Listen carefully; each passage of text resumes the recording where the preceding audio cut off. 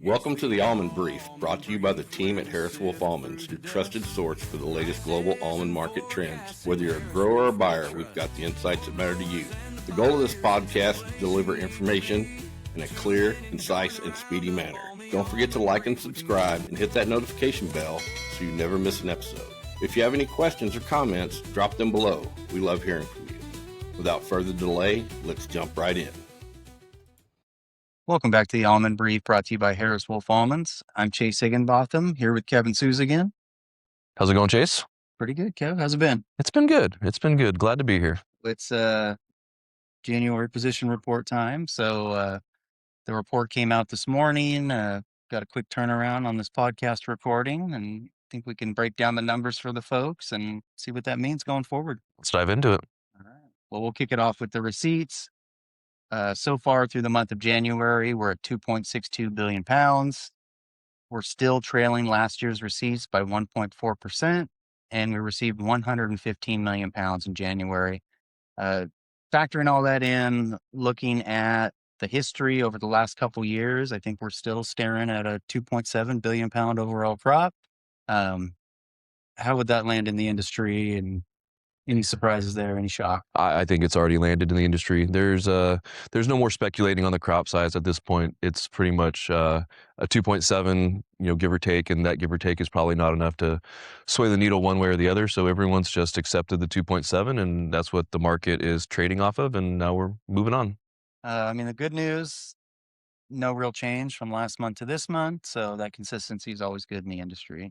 I think we'll talk a little bit about, as we were going into this report, folks in the industry like to throw out estimates, talk about what's going to happen, what numbers we're going to get from these reports.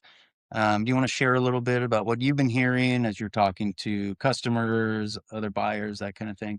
Yeah, just going around and like everyone kind of has their idea, and you kind of get a feeling for what it's going to be. The industry expectation for shipments this month was between 230 and 250. So we did not quite hit that mark. No. Fell a little short there. So they estimated 230 to 250. The actual number was 206 million. So anywhere from 30 to 50 million pounds off there. A little bit of a shock. When we break that down, the domestic side, not a shock there. Once again, another low number, 51 million pounds. The exports been kind of carrying the heavy load, picking up the slack for domestic. Not this month. They came in at 155 million. Correct. So yeah, that, like we mentioned in our last podcast, the new norm for the domestic market is 50 million, give or take. That seems to be what the domestic market is able to ship each month. So that's no surprise there. But the export market let us down for the first time this year. That is what it is. Looking at kind of a subset of the export market, we'll look at India and the in-shell. How were the shipments to India? India actually had a good shipment month. They were anticipating between 1,100 and 1,300 containers to be shipped, and we shipped right over 1,200. So basically right at expectation. Hit it right in the middle. Hit it right in the middle. Someone's called a bullseye. But no, so that's good to get product out. They are going to receive a lot of product, so that's probably going to keep in-shell pricing relatively flat. Not enough to really cause the market to come down, but also enough to keep it steady. So we don't anticipate a big price jump one way or the other with these numbers. Yeah, that's just kind of keeping on balance. They have enough supply to carry them through this month. So there's nothing that's going to cause a big price jump. Sadly, in-shell market hasn't been great all year, but it's been a weird year. Every year is different, but this one's definitely different as far as in-shell goes. But we still have some months left. We'll see how the rest of the year plays out, and keep an eye on it. I think we'll circle back once again before we move into the sales. What was the industry's estimate before this report on what the sales would be? Yeah, the estimate on the anticipation of 250 million pounds of sales was for this month. Okay, so they had a number there. They were looking at 250 shipments, 250 sales. It seems to be that seems to be what it was. Yep. We just talked about how they missed the mark on shipments. They missed the mark again on sales, but At least this time it's in our favor. Mhm. A big sales month, 298 million total versus 239 Last year. January of last year. So great sales month. Yeah. So what we lost in the 50 million pounds of shipments, we definitely gained in the 50 million pounds of sales, and that's not a bad thing because now it gets the commitments on the books. It drives the sold percentage of the industry almost to where we were last year, to a good spot, and it's we'll continue to make up that difference in shipments and ultimately work on getting that carry out down.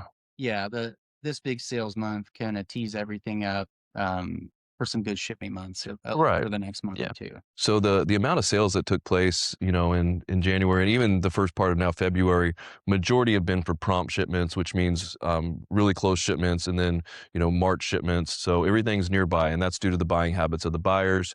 They're still buying hand to mouth, as we've talked about, I think every month, and keeping everything really close. So with the amount of commitments we have on the books for nearby, we are a lot more enthusiastic that February and March are both going to be very strong shipping months. Not great shipping this month, but at least The sales picked up for it. yeah, the outlook. At least we'll be going into a couple good shipping months going forward. That brings our overall sold percentage for the industry to 59.6%.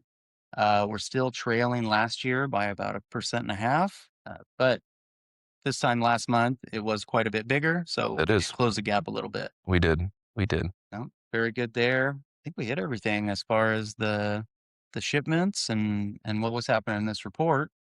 The other thing we have going on right now is we're we're in bloom now. We are in bloom. It's officially that time of year. There's always something, and the something thing now is bloom. So now that we know what the receipts are, we know what our sold percentage is, and all that fun stuff. Now all eyes are on bloom and what possible impact it could have on the market. Yeah, that's it. We know the crop 2025 crop is now 2.7. It's old news. We don't. Old news. That's right. We want to focus on 2026 now. Now we all Stop start. the bloom. Yeah, we'll all start guessing what the 2026 crop's going to be. So as of now, we're still in the early stages of bloom. A lot of trees still opening up around the valley. Everything's looking good right now. We had a few rainstorms earlier this week, and well, as of this recording, it's February 12th. So earlier in this week, we had a couple storms, but next week, I think the forecast has rain for most of the weeks. It does. Yeah. Not promising forecast. Yeah, and that's going to be probably right around when everything's peaking. So that'll be interesting to see how that impacts the crop, how that impacts bee flight hours. Yeah, we'll see. One way to find out. There's only one way to find out. And the fun thing about bloom is there's no data as far as what bloom weather actually does to the crop, whether it's perfect bloom weather and you have an off crop, or horrible bloom weather and you have the biggest crop you ever had, and everything in between. But it does have a big sentiment in the market, and it does affect pricing, especially on new crop, one way or the other, whether up or down, depending on the bloom weather.